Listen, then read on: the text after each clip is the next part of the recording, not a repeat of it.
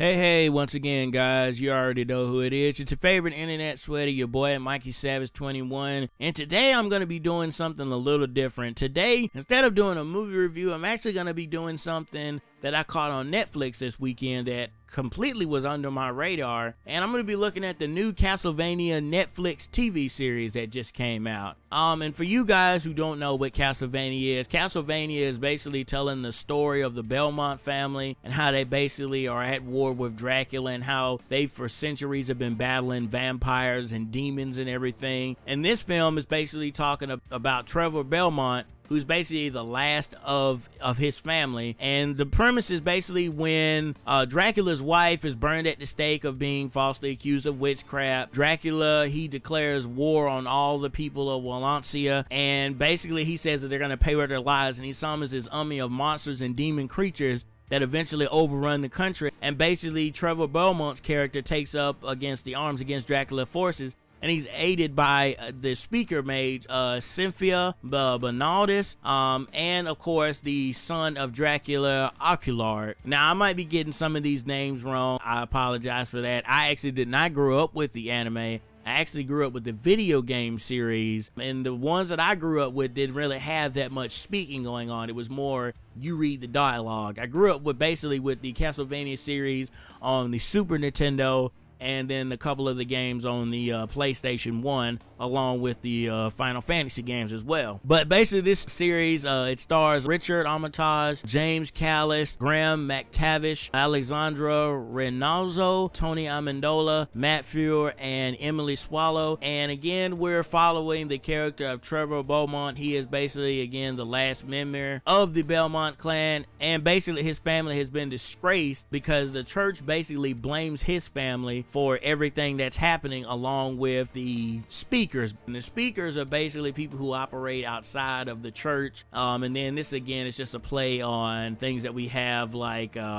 you might have the Pope, but you might have like some factions outside of like the Vatican and within the Pope's reach, basically. But I honestly thought the series was great. Again, it's really short. It's only 4 episodes long, which actually made me kind of sad. And each one is only about maybe 23 to 25 minutes. And so I guess maybe this was just a test trial to see what they were gonna do. But after its Friday night numbers that it brought in, it's basically been confirmed that we're gonna get a season 2. So hopefully in season 2 we'll be able to see more of Belmont's character working with Sypha's character and working more with Alucard's character as well, because again we didn't really get to see much. This again was just a setup, just introducing us to the characters and introducing us to this world before they really throw it heavy at us. Again, people who grew up with the anime probably understand this a lot better than people who didn't grow up with the anime or the video game series that has continued through the years. But for someone who has not seen Castlevania or visited Castlevania in a while, I felt like they explained it good enough to me to where I understand where Dracula's coming from, to why he's doing what he's doing, why he summoned this army of monsters, and ultimately why it's on Trevor Belmont's character to take up again the mantle once again of the Belmont family and take out Dracula's forces. And one of the other things that I want to spotlight here, or 2 other things I want to spotlight I should say,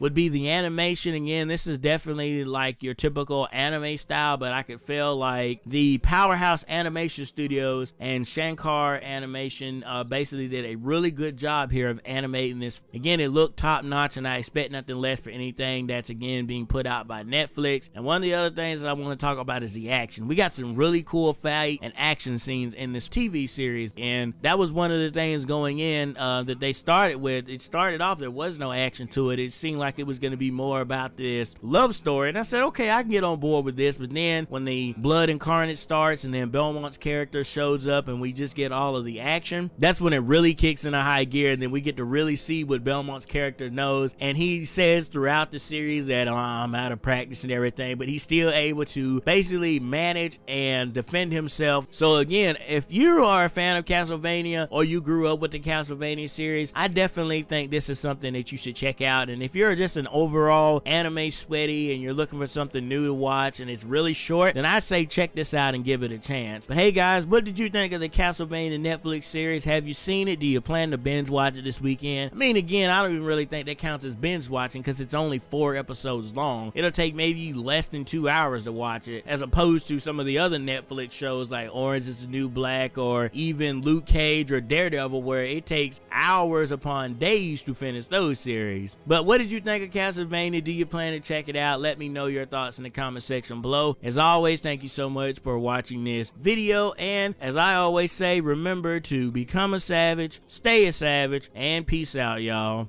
Oh, and remember, if you are met with a vampire, it's good to make sure you have a little garlic a few hours before.